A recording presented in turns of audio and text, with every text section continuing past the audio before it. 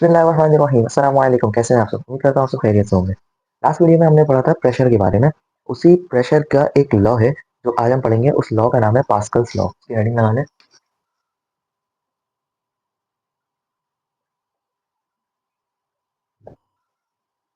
Pascal's law. क्या है ये पास्कल्स लॉ? देखो, सिंपल सी बात है। पास्कल्स लॉ में क्या कहा जा रहा है कि लिक्विड पे, अगर कहीं भी किसी भी लिक्विड पे जो एक इनक्लोज कंटेनर पे हो, कोई भी इनक्लोज का मतलब क्या होता है कि वो हर साइड से पैक हो, मतलब चारों साइड उसके क्या हो, पैक हो। और ऐसे इनक्लोज कंटेनर मतलब शीशे का बॉल समझ लो, शीशे का बॉल होता है, उसमें अगर लिक्विड भर दिया जाए और ऊपर से कोई पिस्टन लगा हो, पिस्टन लगाओ और उसको अगर हम नीचे की तरफ दबाएं, तो पिस्टन पे अगर हम प्रेशर डालें, तो प्रेशर डालने की वजह से जब जो पिस्टन जो है वो नीचे जाएगा, तो उस नीचे जाने पर जो पिस्टन जो है वो फोर्स लगाएगा ना, तो वो फोर्स जो है पास्कल लॉ क्या कहता है कि वो फोर्स जो पिस्टन पर लग रही होगी वो क्या होगी, एक पूरे लिक्विड के पूरे एरिया पर।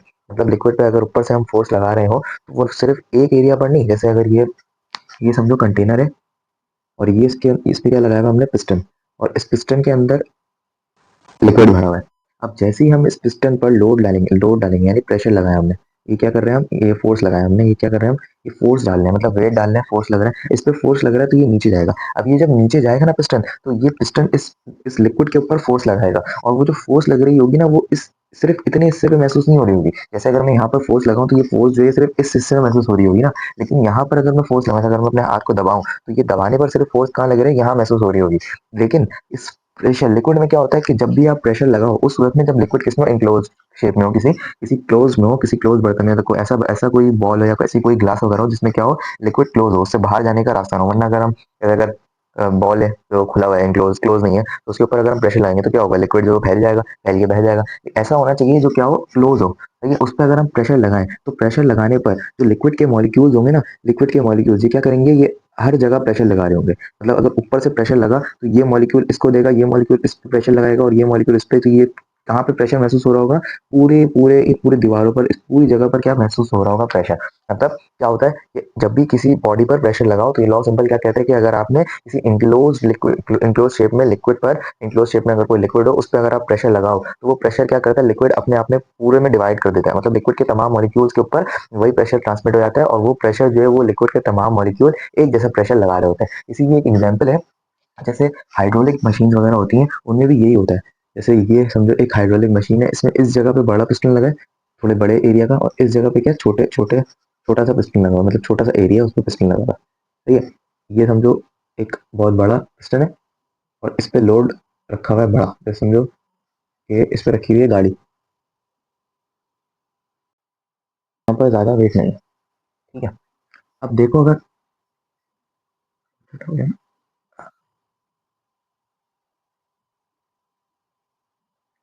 यहाँ पे पिस्टन लगा है जो थोड़ा छोटा पिस्टन। अब अगर हम यहाँ पर इस पिस्टन पर फोर्स लगाते हैं, तो जिस तरीके से हमने कहा, क्या होगा, फोर्स जो है वो पिस्टन जो ये जो लिक्विड जो है फोर्स क्या करेगा, अपने पूरे हिस्से में डिवाइड कर देगा। यहाँ पर क्या भरा हुआ है, लिक्विड। तो जैसे ही हमने यहाँ पर फोर्स लगाया, अब इस गाड़ी को उठाना क्या है, बहुत मुश्किल। इस गाड़ी को उठाना एक इंसान के लिए बहुत मुश्किल है। इसी तरह तो यही क्या होगा, अगर हम यहाँ पे फोर्स लगाएंगे, तो हमें इस गाड़ी को उठाने के लिए जितनी फोर्स चाहिए ना, यहाँ पर उतनी फोर्स लगाने की जरूरत नहीं पड़ेगी। यहाँ पे अगर हम कम भी फोर्स लगाएंगे ना, सिर्फ इतनी फोर्स लगानी हो कि ये थोड़ा नीचे चले जाए, तो क्या होगा कि जब नीचे जाएगा लिक्विड पे, जैसे ही हम फोर्स लगाएंगे, पिस्टन को नीचे लेके जाएंगे, तो क्या प्रेशर पूरा स्प्रेड होने की वजह से यहाँ का ये फोर्स है ना वो बढ़ जाएगी। यहाँ पे जैसे अगर हम 5 न्यूटन की फोर्स लगा रहे हैं ना, तो यहाँ पर यही फोर्स 100 न्यूटन की भी हो सकती है, या कुछ ना कुछ बढ़ जाएगी। मतलब इससे तो काफी काफी ज्यादा हो जाएगी। तो इतनी ज्यादा हो जाएगी कि ये जो है लिक्विड, ये जो गाड़ी जो है क्या हो जाएगी, उड़ जाएगी। तो क्या हुआ, जब हमने यहाँ से फोर्स लगाई, यहाँ से F1, ये फोर्स एक फोर्स लग रही थी, ये क्या अभी कम लगी, और यहाँ से वही फोर्स 2 गुना, मतलब पता नहीं कितने गुना, जितनी भी गुना ज्यादा लग रही होगी, यहाँ से जब हम फोर्स लगाएंगे ना, तो वो फोर्स यहाँ से बढ़ ही रहेगी। क्यों? क्योंकि फोर्स जो लिक्विड जो है वो क्या करता है, अपना जो पूरा प्रेशर जो है वो क्या बराबर कर देता है। यहाँ पे जितना प्रेशर लग रहा होगा, उतना ही प्रेशर यहाँ पे लग रहा होगा। और प्रेशर जिस तरीके से हमने पढ़ा कि प्रेशर किसके बराबर होता है, P is equal to F upon A. F upon A के बराबर होता है प्रेशर, एफ अपॉन ए। अब यहाँ पर, यहाँ का जो पी है, ये तो 100% गारंटी है ना कि यहाँ का पी, P1 और P2, ये दोनों क्या होंगे, बराबर। यहाँ का पी और यहाँ का पी, ये क्या होंगे, बराबर। लेकिन फर्क कहाँ पे आएगा, एरिया में। एरिया में क्यों आएगा, क्योंकि यहाँ का एरिया छोटा है, यहाँ का एरिया बड़ा है। तो यहाँ का एरिया, जब जब यहाँ का एरिया छोटा है, तो A1 क्या हुआ, छोटा, और A2 क्या हुआ, बड़ा। A2 क्या हुआ, बड़ा। तो इसको बराबर लाने के लिए, इन दोनों प्रेशर को बराबर लाने के लिए, यहाँ का एरिया क्या है बड़ा, यहाँ का एरिया क्या है छोटा, तो इन दोनों के प्रेशर को बराबर बराबर लाने के लिए यहाँ की जो फोर्स होगी वो क्या होगी कम, और यहाँ की जो फोर्स होगी वो क्या होगी ज्यादा। तो नहीं, यहाँ का एरिया बड़ा, जहाँ का एरिया बड़ा होता है वहाँ की फोर्स क्या हो जाएगी ज्यादा होगी। क्यों? क्योंकि जब बड़े एरिया से डिवाइड होगा तो कोई बड़ी होनी चाहिए ना यहाँ पे कोई चीज। जैसे अगर हम 2 को डिवाइड करें 4 से तो आंसर क्या आ रहा है 1, आंसर क्या आएगा 4 को डिवाइड करें 2 से तो आंसर क्या आएगा 2। सही है। अब ये क्या है प्रेशर, समझो ये क्या 2 क्या है प्रेशर, और दूसरी जगह का प्रेशर भी क्या होगा 2। अब यहाँ पे फोर्स कितनी लग रही थी 4, तो यहाँ पे जो एरिया था वो कितना था 2। अब जब एरिया बड़ा हुआ, एरिया समझो 4 हो गया, एरिया 2 गुना हो गया, तो हमें फोर्स को भी 2 गुना करनी पड़ेगी ना। तो फोर्स यहाँ पे कितनी लग रही होगी 8, 8 फोर्स लगेगी जब तो आंसर क्या 2 आ पाएगा, 4 1 4 4 4 2 8। तो क्या हुआ एरिया जहाँ का बड़ा, और तो वहां की फोर्स ऑटोमेटिकली क्या होगी बढ़ेगी, क्योंकि उधर की फोर्स बढ़ेगी जब तो दोनों की जो प्रेशर होगा वो बराबर आ पाएगा। यहाँ का प्रेशर और यहाँ का एरिया और फोर्स अगर इन दोनों को हम डिवाइड करें, यहाँ का एरिया 2 मीटर मान लो, ये एरिया कितना है 2 मीटर है, और 2 मीटर का एरिया है, और यहाँ पे फोर्स कितनी लग रही है 4 न्यूटन की फोर्स लग रही है। तो यही चीज जब यहाँ होगी तो क्या हो जाएगी दुगनी हो जाएगी। क्यों? क्योंकि यहाँ जब जब हमने इसके एरिया को दुगना किया तो फोर्स भी दुगना हो जाएगी। एरिया जितने डबल जाएगा उतनी हमें फोर्स भी बढ़ानी पड़ेगी। क्यों? क्योंकि दोनों का प्रेशर जो है वो अकॉर्डिंग टू पास्कल्स लॉ क्या है बराबर। सही है। यही बात है, इसी वजह से यहाँ पे अगर हम कम फोर्स भी लगा रहे होंगे ना तो इस पॉइंट पर फोर्स जो है वो क्या उस फोर्स से दुगनी या जितना भी डबल मल्टीपल एरिया होगा उतनी फोर्स जो है क्या हो जाएगी बढ़ जाएगी। तो पास्कल लॉ क्या कहता है the pressure applied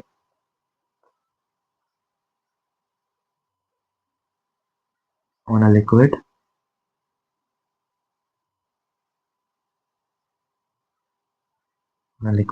at any point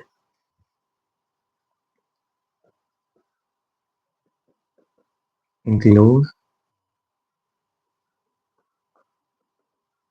in a container is transmitted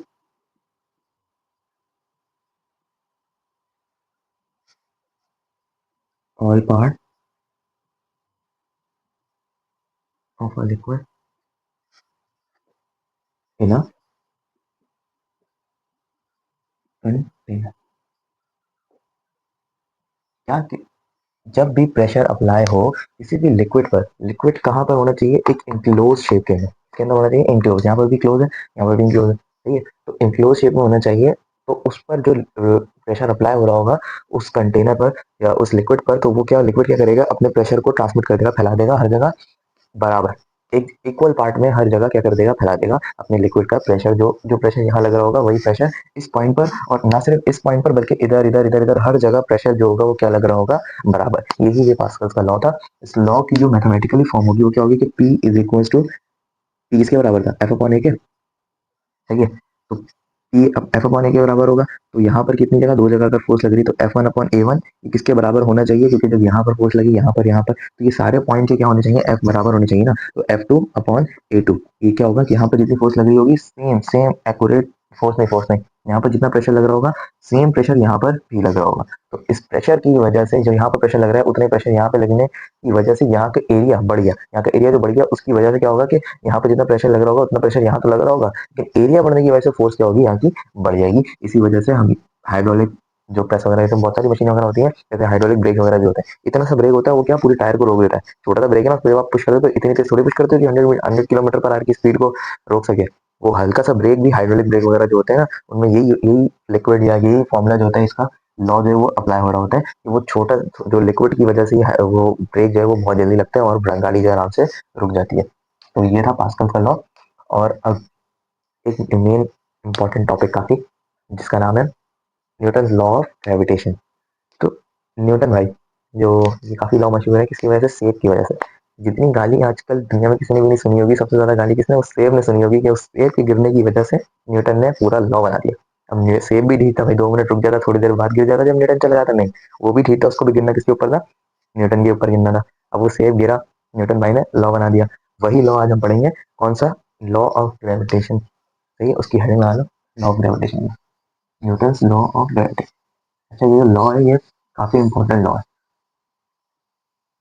इस लॉ में न्यूटन भाई ने क्या कहा, ये सिर्फ ग्रेविटेशन के लिए इसमें क्या कहा कि ग्रेविटेशनल फील्ड जो होती है, जो अर्थ या कोई भी बॉडी, ये सिर्फ अर्थ के लिए नहीं है, ये जो लॉ है ना, ये तमाम तर बॉडी के लिए है। इसमें लॉ में क्या है कि जितनी भी बॉडी है वो एक दूसरे को नहीं, तमाम बॉडी हो आसपास जितनी भी बॉडी है सबको क्या करती है, अट्रैक्ट करती है अपनी तरफ अट्रैक्ट करती है। क्या करती है वो हमेशा अपनी तरफ अट्रैक्ट करती है।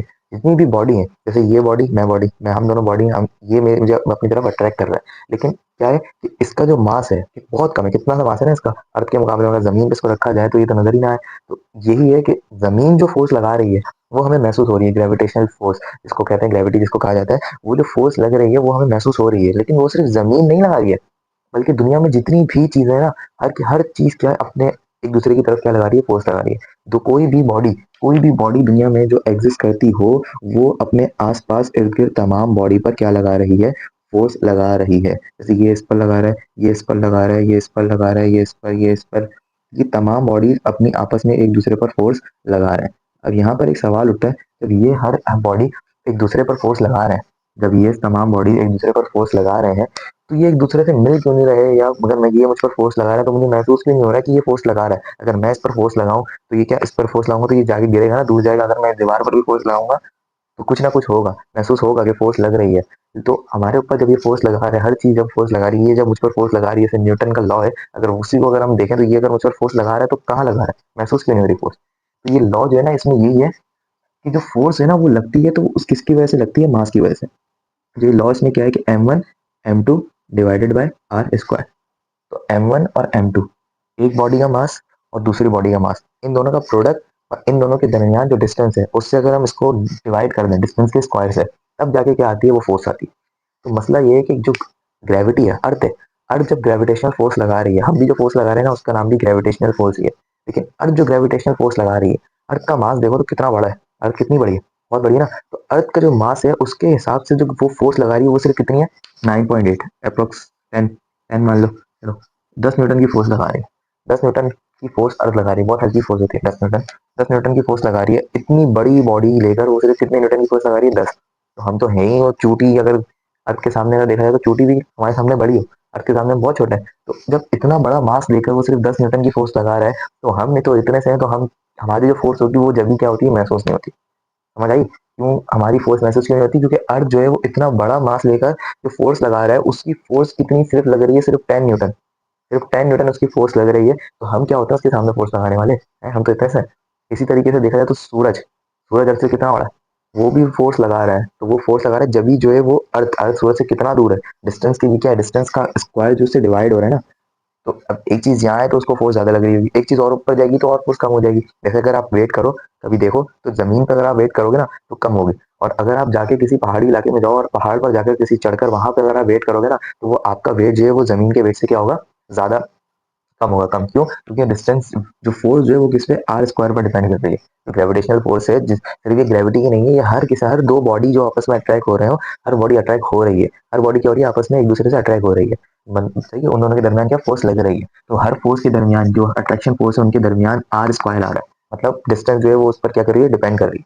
वो अलग बात है कौन सी डिपेंड कर रही है, इन्वर्सली डिपेंड कर रही है। क्यों? क्योंकि अब जितना करीब आपकी वो बॉडी होगी उतनी फोर्स क्या होगी, बढ़ जाएगी, जितनी दूर जाएगी उतनी फोर्स कम हो जाएगी। इसी वजह से जो वेट है ना वो कहाँ, जमीन पर कम महसूस हो रहा है। और अगर आप किसी ऊंचाई जगह पर जाओ, पहाड़ी इलाके पर जाओ, किसी पहाड़ पर जाके अपना वेट करो, तो क्या होगा, वहां पर आपका वेट कम हो जाएगा, जमीन पर ज्यादा आ रहा होगा, इस आर स्क्वायर की वजह से। क्योंकि जमीन और आपका डिस्टेंस क्या हो जाएगा, बढ़ जाएगा पहाड़ पर जाने की वजह से। तो ये फोर्स, इसीलिए जो ग्रेविटेशनल लॉ का जो लॉ ऑफ न्यूटन का जो लॉ ऑफ ग्रेविटेशन है, ये इसी बात का है कि हर बॉडी एक दूसरे पर क्या लगा रही है, फोर्स लगा रही है। और उस फोर्स को इस तरीके से डिनोट, उस फोर्स की जो मैथमेटिकल फॉर्म है वो ये दी है। और इसमें एक चीज होती है कांस्टेंट, वो क्या है, जी। जी क्या है, ग्रेविटेशनल कांस्टेंट।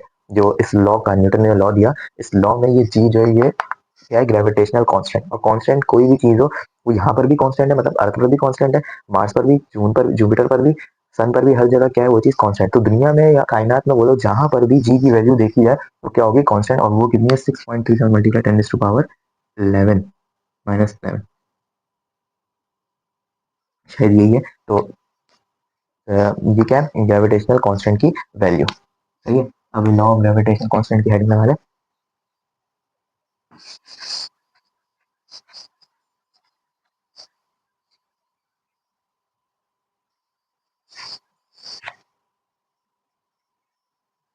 इज कह रही Newton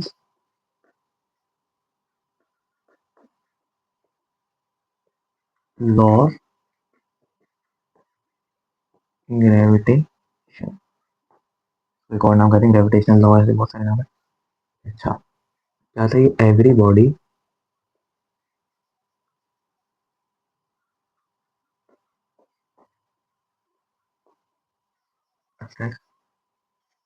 applied force on other on every other body.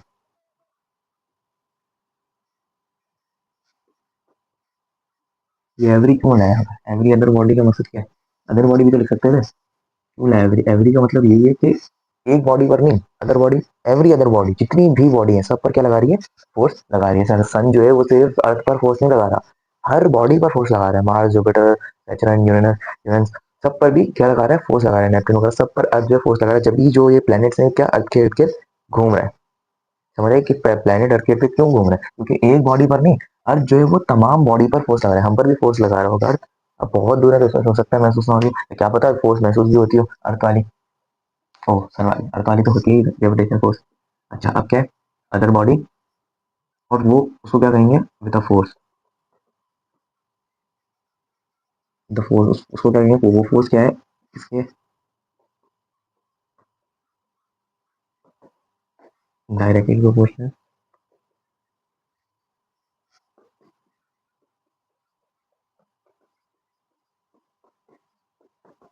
To the product of their masses, inversely proportional to the square of the distance between them. क्या है वो फोर्स? क्या है? The force is directly proportional to the, ये force यही वाली force है जो क्या लगा रही है? हमारी बॉडी एक दूसरे पर लगा रहे हैं। तो ये फोर्स क्या है? डायरेक्टली प्रोपोर्शनल है किसके? मासेस के। मासेस मतलब प्रोडक्ट ऑफ देयर मासेस, मतलब दो बॉडी, दोनों बॉडी के आपस के प्रोडक्ट का। अब ये फोर्स जो है ना, ये तमाम बॉडी का नहीं, ये फोर्स जो होगा, जैसे अब ये बॉडी है, ये इस पर भी फोर्स लगा रही है, इस पर भी फोर्स लगा रही है, इस पर भी और इस पर भी। लेकिन जब हम फोर्स मालूम करेंगे ना कि ये इस पर कितनी फोर्स लगा रही है, तो ये इन दोनों के दरमियान की फोर्स लगाएंगे। तो अब इसमें इन तीनों का क्या ताल्लुक? सिर्फ इन दोनों की बात की जाएगी, तो मासेस इन दोनों की ही प्रोडक्ट होंगे। मतलब क्यों यहाँ पे दो के, सिर्फ क्यों दो, दो की बात की जा रही है? या जो फॉर्मूला होता है उसमें क्या M1 M2 सिर्फ दो के मासेस होते हैं। M1 M2 है ना, सिर्फ दो के मास है। जब सबकी बात हो रही है तो इन्फिनिटी जितने नंबर ऑफ एम होने चाहिए, लेकिन यहाँ पे नंबर ऑफ एम का प्रोडक्ट नहीं है, यहाँ पे सिर्फ कितने मास का प्रोडक्ट है? दो। क्यों? क्योंकि फोर्स जो है ये फोर्स इन दो के दरमियान लग रही है। जैसे ये फोर्स लग तो इसके और इसके दरमियान रही है ना, इसका और इसका क्या ताल्लुक है इस फोर्स से? ये फोर्स इसके और इसके दरमियान लग रही है। तो इसी फोर्स को मालूम करने के लिए इन दोनों के मासेस लेंगे, इसका मास का इन दोनों के फोर्स से क्या ताल्लुक, इसके और इसके दरमियान जो फोर्स लग रही होगी उसमें इसका मास लेंगे। हाँ, इसके और इसके दरमियान जो फोर्स लग रही है उसमें इन दोनों का मास लेंगे ना। अगर हर बॉडी हर पे लगा रही तो इसका इसको भी कुछ ना कुछ तो लग रहा होगा। ऐसे बहुत ही नेगेटिव में बिल्कुल मालूम नहीं, सर अगर लग रहा तो लगता होगा ना कुछ फोर्स, न्यूटन की लॉ के अकॉर्डिंग क्या फोर्स लग रही है, फोर्स है। तो यहाँ पर, यहाँ इन दोनों की जब फोर्स निकालेंगे ना बीच दरमियान का, तो इन तीनों का कोई ताल्लुक नहीं होगा। जब भी जो मास ही वो कितने, दो, सिर्फ दो के ही मास लिए जाएंगे जिसके दरमियान क्या फोर्स निकाली जा रही है। सही है? तो इसकी मैथमेटिकल फॉर्म क्या है?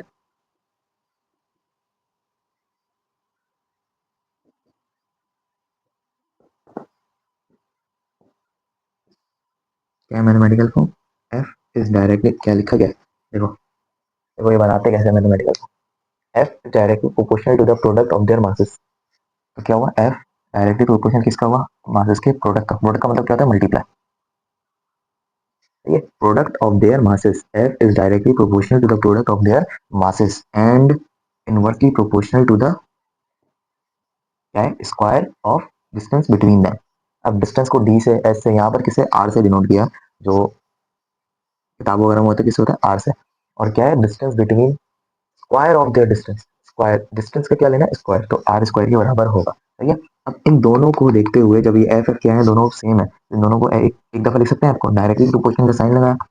M1 और M2 क्या है? डायरेक्ट है, ये प्रोपोर्शनल का साइन है, डायरेक्ट नहीं। M1 M2, और ये क्या है? इनवर्स है। इनवर्स है, ये क्या है? इनवर्सली प्रोपोर्शनल है ना, इनवर्सली प्रोपोर्शनल, इनवर्सली प्रोपोर्शनल। तो इनवर्सली प्रोपोर्शनल का मतलब किससे, ये जितना ज्यादा उतनी फोर्स कम, ये जितना कम उतनी फोर्स ज्यादा। इनवर्स का मतलब ये होता है कि जितना ज्यादा उतना कम, मतलब एक चीज ज्यादा एक चीज बढ़ाओ तो दूसरी चीज कम हो जाए, और एक चीज कम करो दूसरी चीज बढ़ जाए, इसका मतलब क्या है, इनवर्सली प्रोपोर्शनल। तो F is directly proportional to M product of their masses, inversely proportional to distance square of the distance between them. ये डिस्टेंस जो किसका है, इन दोनों के दरमियान का, दो मॉलिक्यूल दो बॉडी के दरमियान का डिस्टेंस है। अब प्रोपोर्शनल जब भी हटाते हैं तो क्या लगाते हैं, इक्वल्स टू और कांस्टेंट। कांस्टेंट यहाँ पे क्या है, जैसा भी बताया पीछे, ग्रेविटेशनल कांस्टेंट जी, m1 m2 कैसे आएगा, डिवाइडेड बाय आर स्क्वायर। ये क्या आ गई इसकी मैथमेटिकल फॉर्म। और यहाँ पे जो जी की वैल्यू है वो क्या है, G equals to G, the value of G is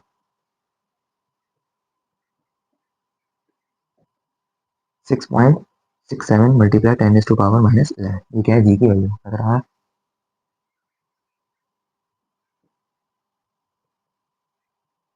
-11, ये क्या है, जी की वैल्यू। तो ये था ग्रेविटेशनल फील्ड का, न्यूटन का लॉ ऑफ ग्रेविटेशन।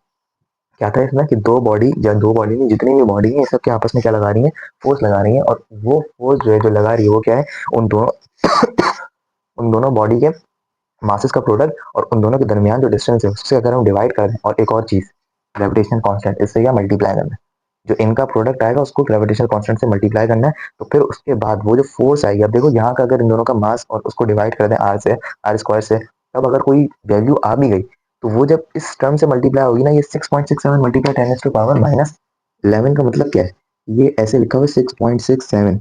अब 11 मतलब ये जो पॉइंट है ना, ये कितनी बार, 11 बार पीछे जाएगा, 11 बार पीछे जाएगा, तो ये 0.0 की कितनी छोटी वैल्यू बन जाएगी। अब इतनी छोटी वैल्यू से जब कोई भी वैल्यू मल्टीप्लाई होगी तो वो कितनी और छोटी रहेगी। तो इसी वजह से जो है ये क्या होता है यहाँ पर, जो फोर्स जो है वो बहुत ही कम होती है। तो मैं फोर्स जो है हम दोनों के दरमियान लग तो रही है लेकिन महसूस नहीं हो रही है, समझे भाई, इस तरीके की ये है law of gravity, Newton law of gravity. उम्मीद करता हूँ समझ आया होगा, आसान है बिल्कुल। अब एक न्यूमेरिकल करते हैं सीधे।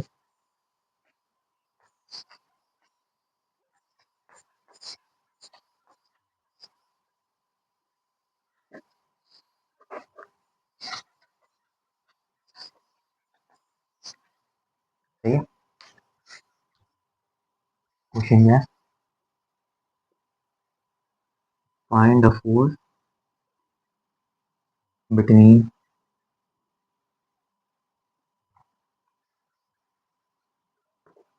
Two bodies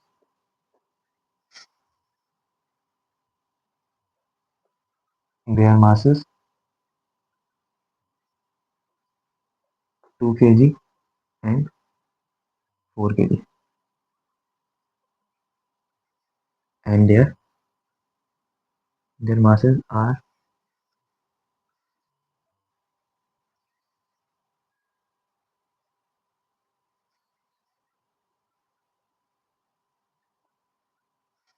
their masses are 2 kg and 4 kg and the distance between them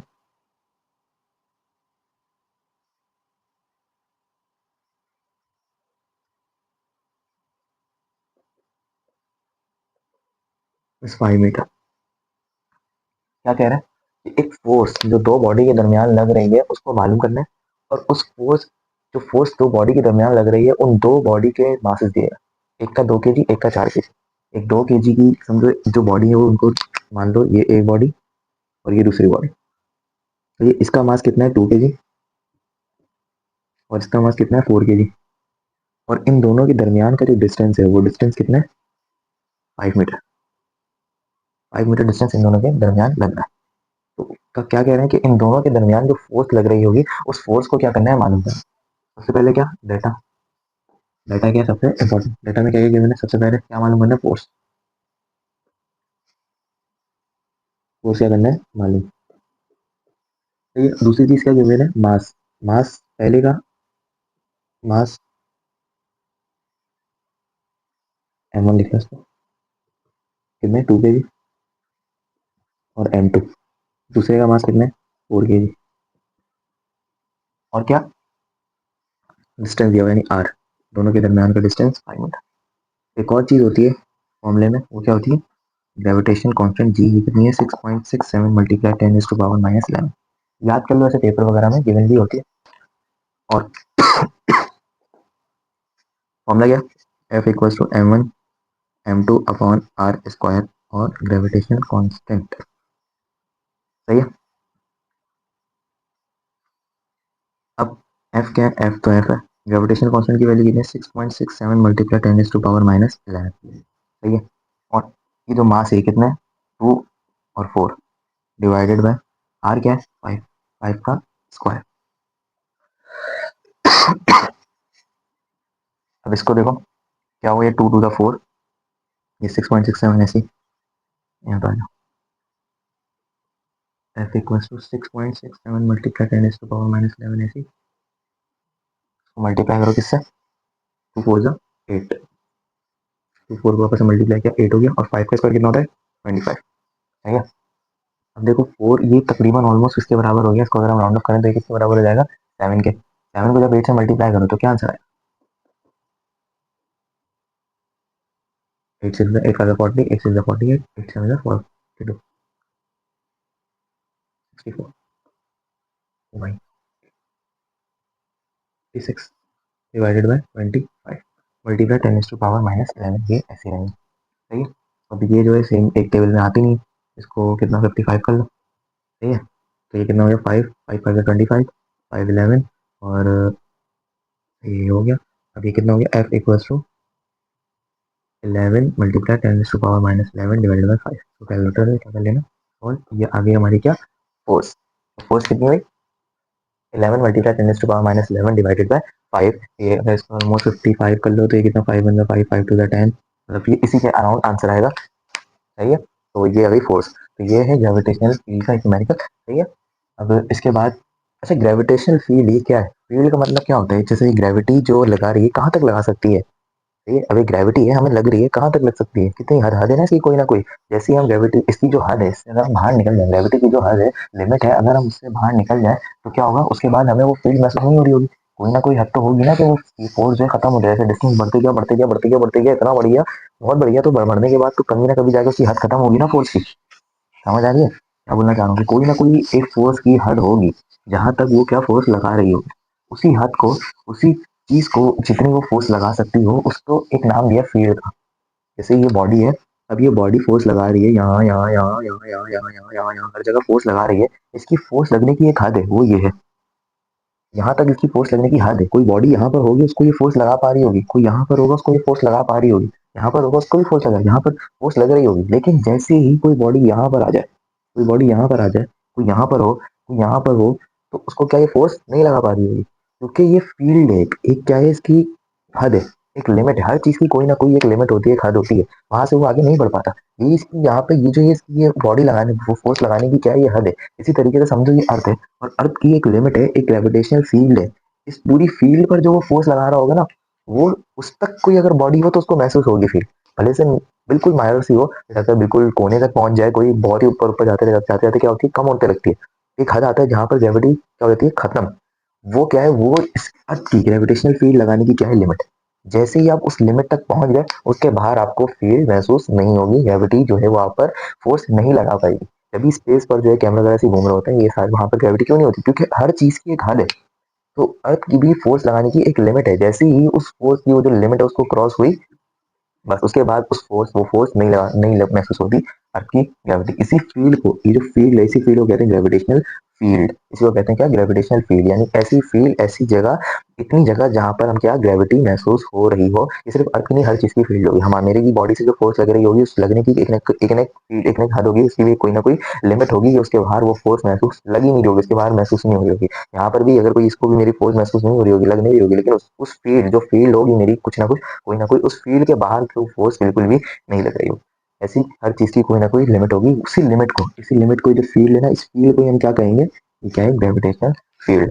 gravitational field किसे कहते हैं? तो ये था आज का लेक्चर जिसमें हमने ग्रेविटेशनल, न्यूटन के लॉ ऑफ ग्रेविटेशन को पढ़ा, समझा। उम्मीद करता हूँ समझ आया होगा। वीडियो अच्छी लगी तो लाइक सब्सक्राइब शेयर कर देगा। मिलेंगे जल्द तक। अस्सलाम वालेकुम।